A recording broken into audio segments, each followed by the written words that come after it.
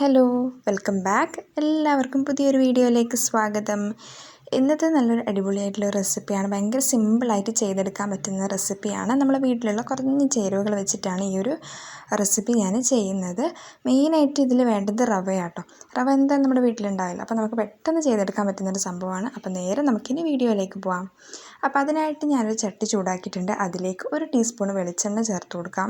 പിന്നെ വേണ്ടത് സവാള ഉള്ളിയാട്ടോ വേണ്ടത്. അത് നമ്മൾ ഒന്നിൻ്റെ പകുതി മതി.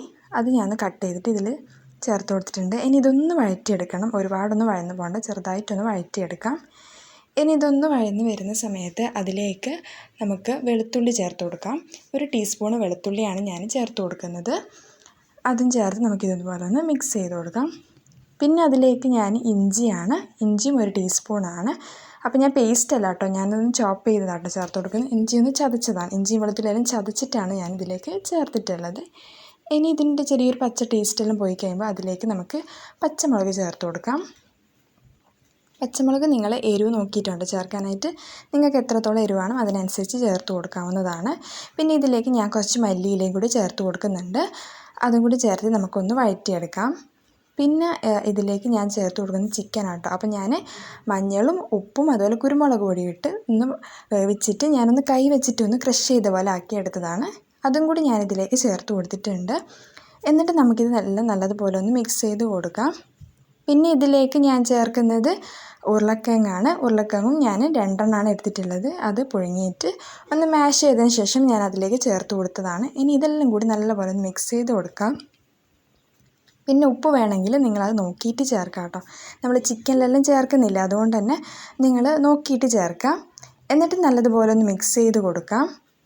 അപ്പോൾ ഇതാ നമ്മുടെ ഫില്ലിങ് ഇവിടെ ഏകദേശം റെഡി ആയിട്ടുണ്ട്. ഇനി ഇതിൽ ബാക്കി ചേർക്കേണ്ടതെന്ന് വെച്ചാൽ ഒരു കുരുമുളക് പൊടി 1/2 ടീസ്പൂൺ, അതുപോലെ തന്നെ ഗരം മസാലപ്പൊടി 1/2 ടീസ്പൂണ്. അതുപോലെ തന്നെ ഇതെല്ലാം നല്ലതുപോലെ ഒന്ന് മിക്സ് ചെയ്ത് കൊടുക്കണം. ഇനി ഇതാ നമുക്കെല്ലാം നല്ലതുപോലെ ഒന്ന് മിക്സ് ചെയ്ത് കൊടുത്തിട്ടുണ്ട്. പിന്നെ ഇതിൻ്റെ എല്ലാം ഒന്ന് പച്ചമണമെല്ലാം ഒന്ന് മാറിക്കഴിയുമ്പോൾ നമുക്കൊന്ന് ഫ്ലെയിം ഓഫ് ചെയ്ത് കൊടുക്കാം. പിന്നെ ഇതിലേക്ക് ഞാൻ ചേർത്ത് കൊടുക്കുന്നത് 1 ടേബിൾ സ്പൂണ് ടൊമാറ്റോ സോസാണ്. അപ്പോൾ അതും കൂടി ഞാൻ ഇതിലേക്ക് ചേർത്തിട്ട് നല്ലതുപോലെ മിക്സ് ചെയ്ത് കൊടുക്കുകയാണ്. അപ്പോൾ ഒരു നല്ലൊരു ടേസ്റ്റ് ആട്ടോ. അതിൻ്റെ ഒരു പുളിപ്പും പിന്നെ അതുപോലെ ചെറിയൊരു മധുരമെല്ലാം വന്നിട്ട് അങ്ങനെ തണിഞ്ഞ് കഴിയുമ്പോൾ ഞാൻ ചെറിയ ബോൾസ് ആക്കിയിട്ട് ഞാൻ പ്ലേറ്റിലേക്ക് മാറ്റുന്നുണ്ട് കേട്ടോ. അത്യാവശ്യം ചെറുതല്ല, ഒരു മീഡിയം സൈസിലൊരു ബോൾസ് ആക്കി ഞാൻ മാറ്റിയിട്ടുണ്ട്.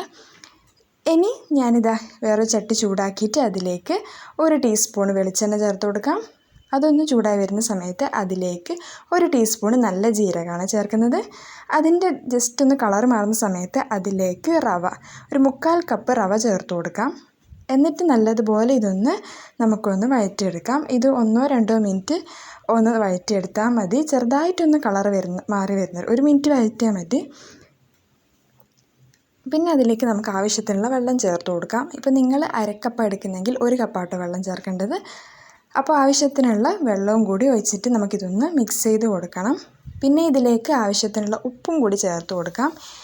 ഇനി നമുക്ക് 1-2 മിനിറ്റ് നമുക്കിതൊന്ന് കുക്കാവണം. അപ്പോൾ നമുക്കിതൊന്ന് ചെറിയ ഫ്ലെയിമിലിട്ട് നമുക്കിതൊന്ന് കുക്ക് ചെയ്തെടുക്കാം. അപ്പോൾ ഇതൊന്ന് അത്യാവശ്യം ഒന്ന് കട്ടിയായി വരണം. ഇതിപ്പോൾ വെള്ളം പോലെയല്ല ഉള്ളത്, ഒന്ന് ജസ്റ്റ് ഒന്ന് കട്ടിയായി വരണം കേട്ടോ. അപ്പോൾ 1-2 മിനിറ്റ് കഴിയുന്ന സമയത്ത് ഇതൊന്ന് നല്ല കട്ടിയായി വരും. ഇപ്പോൾ ഇതാ കട്ടിയായി വന്നുകൊണ്ടിരിക്കുന്നുണ്ട്. അപ്പോൾ ഈ ഒരു പരുവത്തിലാണ് നമുക്കിതായി കിട്ടേണ്ടത്.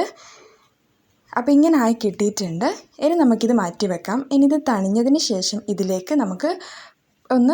ഇതിലേക്ക് മൈദപ്പൊടിയോ അല്ല അരിപ്പൊടിയോ ചേർത്തിട്ട് നമ്മളിതൊന്ന് കുഴച്ചെടുക്കണം. നമ്മൾ ചപ്പാത്തിക്കെല്ലാം കുഴച്ചെടുക്കില്ല, അതുപോലെ നമുക്ക് കുഴച്ചെടുക്കാം. അപ്പം ഞാനിതവിടെ കുഴച്ചെടുത്തിട്ടുണ്ട്. ഇനി ഇത് ഞാൻ 2 പാർട്ടാക്കിയിട്ട് ഞാൻ വലിയ ബോൾസാക്കി എടുക്കുന്നത്. 2 വലിയ ബോൾസാക്കി എടുത്തിട്ട് നമുക്കിതൊന്ന് പരത്തിയെടുക്കാം. അപ്പം ഞാനിതവിടെ പരത്തിയെടുക്കുന്നുണ്ട്. കുറച്ച് പൊടി ഇട്ടിട്ട് നല്ലതുപോലെ നമുക്കിതൊന്ന് പരത്തിയെടുക്കാം. ഒരുപാടങ്ങ് തിന്നായിപ്പോണ്ട, അതുപോലെ ഒരുപാടങ്ങ് തിക്കുമായിപ്പോണ്ട. അപ്പോൾ നമുക്കിതൊന്ന് പരത്തിയെടുക്കാം.